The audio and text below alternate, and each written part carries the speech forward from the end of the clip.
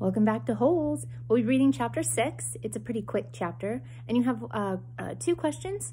One of them is, what about Camp Green Lake is like bad? So while I'm reading, you could be jotting down details, because when you answer that question, I'm asking for more than one. You can't just say one thing. You need at least 3 or more things that you're noting in this chapter that are bad.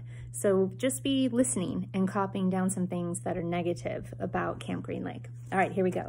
Stanley took a shower, if you could call it that, ate dinner, if you could call it that, and went to bed, if you could call his smelly and scratchy cot a bed. So already there's 3 things that are bad. Because of the scarcity of water, scarcity means it's scarce, there's not a lot, each camper was only allowed a 4-minute shower. Next time you take a shower, time 4 minutes of it and see how fast that goes by. It took Stanley nearly that long to get used to the cold water. There was no knob for hot water. He kept stepping into it, then jumping back from the spray until the water shut off automatically. He never managed to use his bar of soap, which was just as well because he wouldn't have had time to rinse off the suds. Dinner was some kind of stewed meat and vegetables. The meat was brown and the vegetables had once been green. Everything tasted pretty much the same. He ate it all and used his slice of white bread to mop up the juice. Stanley had never been one to leave food on his plate, no matter how it tasted. "What'd you do?" one of the campers asked him. At first, Stanley didn't know what he meant. "They sent you here for a reason." "Oh," he realized, "I stole a pair of sneakers." The other boys thought that was funny. Stanley wasn't sure why. Maybe because their crimes were a lot worse than stealing shoes. "From a store, or were they on someone's feet?" asked Squid. Neither," Stanley answered. "They belonged to Clyde Livingston." Nobody believed him. "Sweet feet," said X-Ray. "Yeah, right." "No way," said Squid. So Clyde Livingston in this book is a famous baseball player. So that's why they're not believing him. Now, as Stanley lay on his cot, he thought it was kind of funny in a way. Nobody had believed him when he said he was innocent. Now, when he said he stole them, nobody believed him either. Clyde Sweet Feet Livingston was a famous baseball player. He led the American League in stolen bases over the last 3 years. He was also the only player in history to ever hit 4 triples in one game. Stanley had a poster of him hanging on the wall of his bedroom.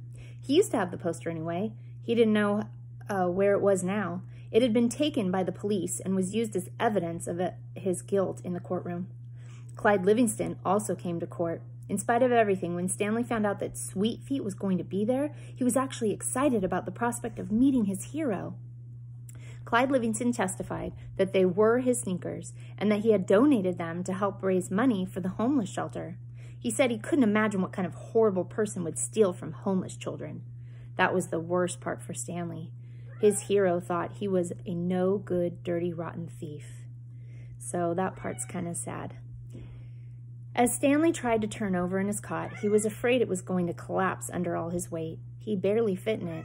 When he finally managed to roll over on his stomach, the smell was so bad that he had to turn over again and try sleeping on his back. The cot smelled like sour milk. Though it was night, the air was still very warm. Armpit was snoring 2 cots away. Okay, so one of your questions is, what's bad about Camp Green Lake? And there was a bunch. Your other question is, and you probably want to just take little notes, is what happens the day of Stanley's arrest? So it's starting now, so you're going to want to kind of jot this down. Back at school, so it's a flashback. We're going back in time to get information. Back at school, a bully named Derek Dunn used to torment Stanley.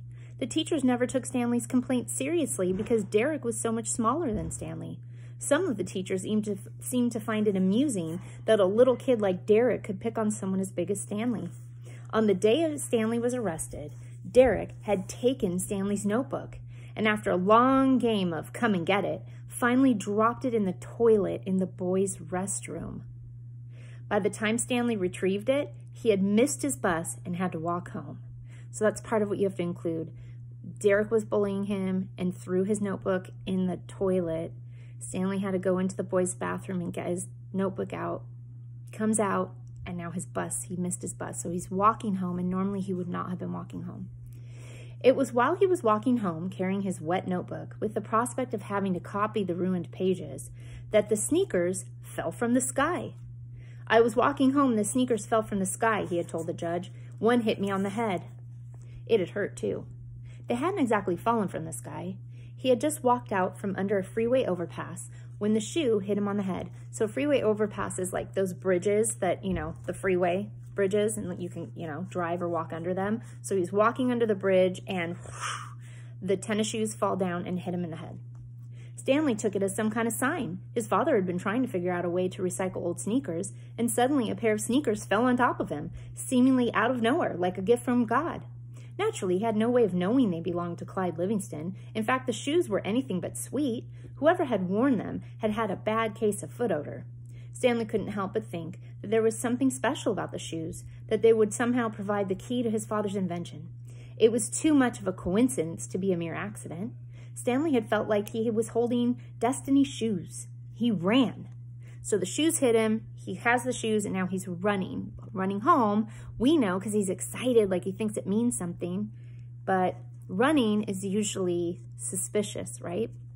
He ran. Thinking back now, he wasn't sure why he ran. Maybe he was in a hurry to bring the shoes to his father, or maybe he was trying to run away from his miserable and humiliating day at school. A patrol car pulled alongside him. A policeman asked him why he was running. Then he took the shoes and made a call on his radio. Shortly thereafter, Stanley was arrested. It turned out the sneakers had been stolen from a display at the homeless shelter. That evening, rich people were going to come to the shelter and pay $100 to eat the food that the poor people ate every day for free. Clyde Livingston, who had once lived at the shelter when he was younger, was going to speak and sign autographs. His shoes would be auctioned, and it was expected that they would sell for over $5,000. All the money would go to help the homeless. Because of the baseball schedule, Stanley's trial was delayed several months. His parents couldn't afford a lawyer. "You don't need a lawyer," his mother had said. "Just tell the truth." Stanley told the truth, but perhaps it would have been better if he had lied a little. He could have said he found the shoes in the street. No one believed they fell from the sky. It wasn't destiny, he realized. It was his no-good, dirty, rotten, pig-stealing great-great-grandfather. The judge called Stanley's crime despicable. The shoes were valued at over $5,000. It was money that would provide food and shelter for the homeless, and you stole that from them just so you could have a souvenir? The judge said that there was an opening at Camp Green Lake, and he suggested that the discipline of the camp might improve Stanley's character. It was either that or jail.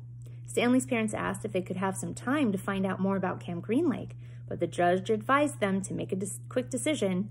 Vacancies don't last long at Camp Green Lake. All right, so you have two questions. One, and remember, you have to have at least 3 details. You may have more in complete sentences. What is so bad about Camp Green Lake? I can't remember how I worded the question. And the second one is to summarize and just tell me what happened the day he got arrested. Like, how did he end up getting in trouble with those shoes? Okay? And then I'll see you at group.